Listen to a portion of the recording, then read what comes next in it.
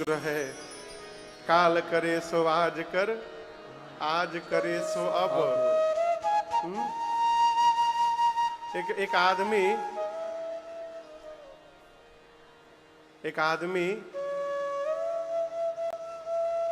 बहुत गरीब था, बहुत गरीब। संदीप भैया लगा पैसा कमाने,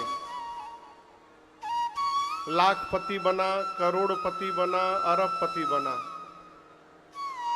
उसके मित्र बोले कि चलो अयोध्या दर्शन करके आ जाए, तो बोला नहीं नहीं, अभी अभी अभी अभी और एम्पायर बड़ा करना है, बाद में चलेंगे, अभी पैसा कमाने दो।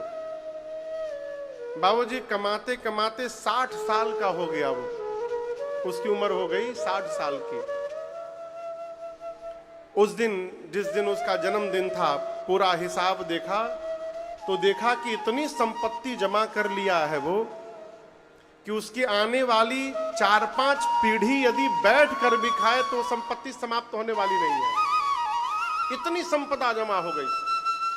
फिर उसने निर्णय किया कि बहुत ठाकुर जी की कृपा हो गई, अब आज से प्रयास नहीं करूंगा, अब अपने आप जो बिजनेस से, व्यापार से आता रहेगा उसी में संतुष्ट रहूंगा। अब मैं नहीं बढ़ाऊंगा व्यापार, बच्चे बढ़ाएंगे तो बढ़ाएंगे, मैं अब संतुष्ट हो गया। अब आज के बाद मैं खूब भजन करूंगा, इसी में समय निकाल कर तीर्थाटन करूंगा, खूब आनंद करूंगा अब जीवन में।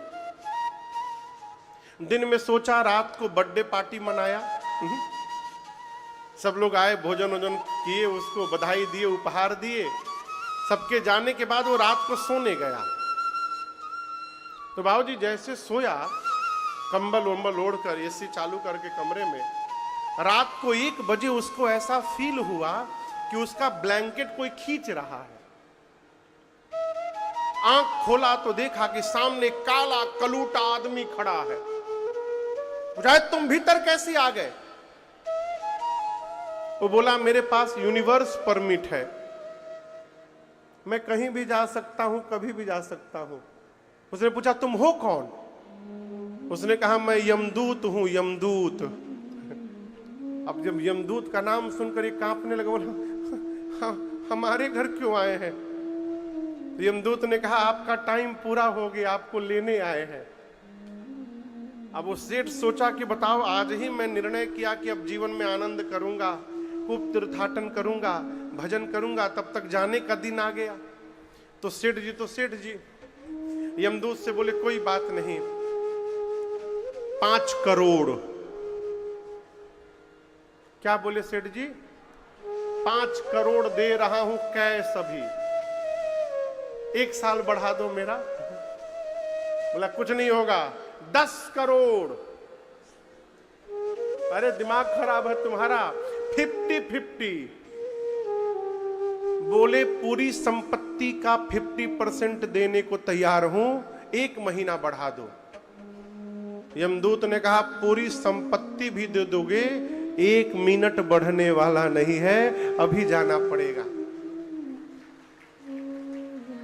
तो सेठ ने कहा कि बगल के कमरे में मेरा बेटा सोया है, उसके नाम एक लेटर लिखना है, इतना टाइम तो दे दो।